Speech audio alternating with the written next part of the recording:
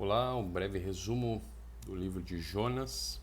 É uma história esquisita a respeito de um profeta rebelde que odeia a Deus, porque Deus ama os seus inimigos.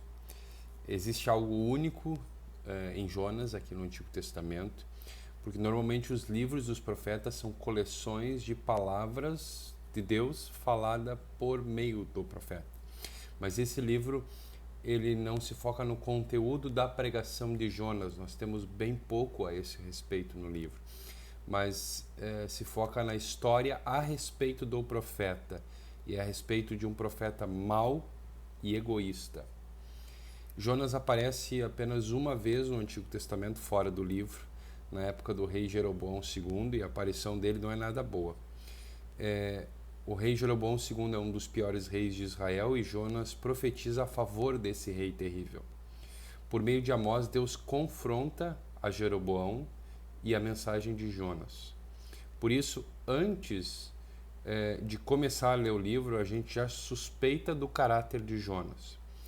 A estrutura do livro é interessante, ela é bem simétrica. Os capítulos 1 e 3 contam as histórias a respeito de Jonas diante de pagãos, diante de inimigos. E em cada um dos capítulos o livro vai evidenciando o contraste entre o egoísmo de Jonas e a humildade, a penitência dos pagãos. Nos capítulos 2 e 4 nós temos orações de Jonas, por assim dizer. No capítulo 2 nós temos uma oração de arrependimento, mais ou menos, e no capítulo 4 uma oração reclamando com Deus por ele ser tão bom. Olhando o livro como um todo, ele é um livro único na Bíblia, porque ironicamente os personagens fazem exatamente o oposto daquilo que a gente espera deles.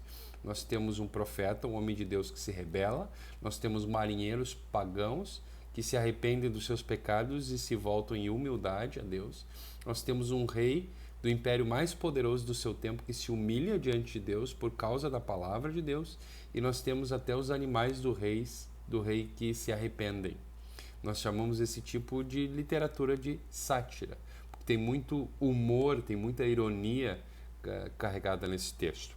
A história começa com o chamado de Deus a Jonas e o envio dele para Nínive para pregar contra o mal e a justiça e a injustiça na capital do Império Assírio.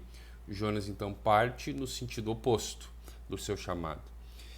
E a pergunta aqui é por que Jonas foge? Essa pergunta só vai ser respondida depois. Será que ele tem medo? E ironicamente, quando ele está fugindo, são os marinheiros pagãos que reconhecem que há o poder divino agindo na tempestade que está prestes a matar todos eles. Eles então lançam sortes para ver quem era o culpado e aparece que então o culpado é Jonas. E Jonas se explica dizendo que adora o Deus que fez o mar e a terra. E isso é uma grande piada, né? Quer dizer, você é idiota o suficiente para fugir de um Deus que fez o mar, entrando num barco para fugir dele, né? Eles então se perguntam o que fazer, né? O Jonas responde dizendo: me mate, né? Me joguem no mar. E essa é uma bela maneira de também Jonas não fazer aquilo que Deus manda ele fazer, ir pregar em Nínive. E ele coloca o seu sangue na mão desses marinheiros inocentes, tentando forçar esses marinheiros a matá-lo, para que ele não faça aquilo que Deus mandou ele fazer. Então eles se arrependem, eles jogam Jonas no mar, a tempestade se acalma e eles terminam temendo o Deus de Israel. Ao contrário de Jonas, os marinheiros de fato adoram o Deus verdadeiro. Deus não desiste de enviar Jonas para Nínive, por isso providencia como que uma tumba debaixo d'água para o Jonas, a barriga de um grande peixe. Numa situação normal, alguém que enfrenta uma situação assim estaria morto. Mas como nessa história tudo é esquisito, Jonas sobrevive e a tumba que Deus arrumou para ele se torna o local do seu arrependimento, né? De lá ele ora. E ele não chega a dizer que ele está arrependido, mas ele agradece a Deus por não abandoná-lo e promete obedecer a Deus. O peixe então o vomita, Deus renova a ordem para Jonas, A cidade era gigantesca, então levaria dias para andar por ela. E a mensagem de Jonas, prestem atenção, é: dentro de 40 dias Nínive será destruída.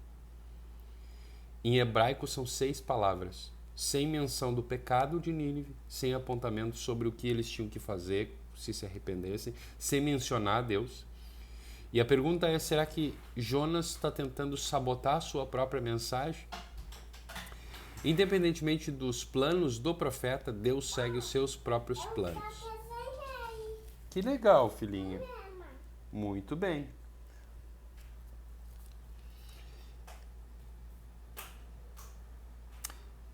Independentemente dos planos do profeta, Deus segue os seus próprios planos.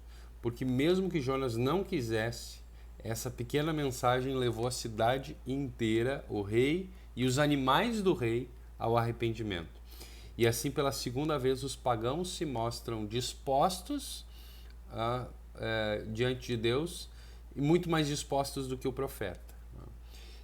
Deus perdoa os ninivitas, não destrói a cidade. A palavra usada no sermão de Jonas, que pode ser traduzida como destruída, não é?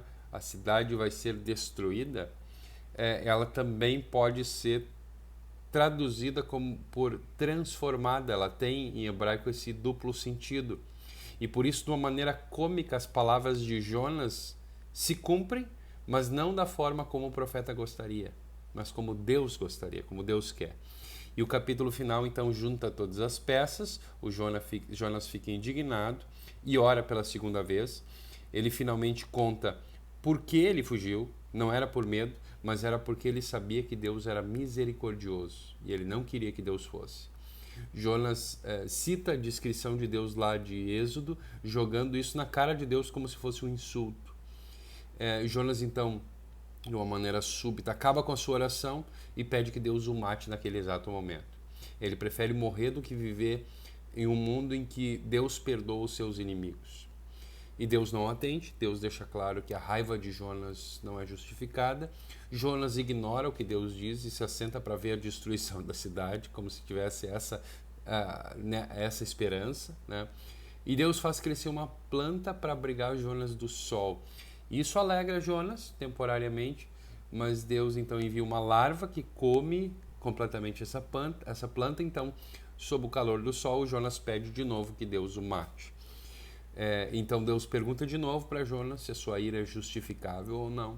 E Jonas responde dizendo: eu tenho razão de estar com raiva, quero morrer. E essas são as últimas palavras do Jonas no livro. Deus então faz uma comparação entre a planta e a cidade, né? Pessoas não são mais importantes do que plantas, né? E assim termina o livro, com Deus pedindo permissão para Jonas para ser misericordioso, né? Para Deus ser misericordioso. E a pergunta é o que acontece depois, né? O livro não diz como é que Jonas reagiu, né? Como é que terminou essa história. E na verdade o livro não conta porque não importa como Jonas respondeu. O importante desse livro, a reação que esse livro quer nos levar é a pergunta: como é que o leitor do livro vai responder, né? Como é que você recebe a notícia de que Deus ama os teus inimigos? Você consegue viver num mundo, né, no mundo de um Deus que ama os teus inimigos? E esse livro quer ser um espelho para quem vê, para quem lê o livro. Em Jonas nós vimos a pior parte de nós mesmos. Nós deveríamos ser gratos por Deus, por Ele ser misericordioso, por Ele amar os seus inimigos, entre os quais nós estamos, né? Mas nós somos como Jonas, né? Nós somos rancorosos. E essa estranha história se torna uma bela proclamação da misericórdia de Deus, que nos desafia, né? E esse então é o livro de Jonas. Um grande abraço.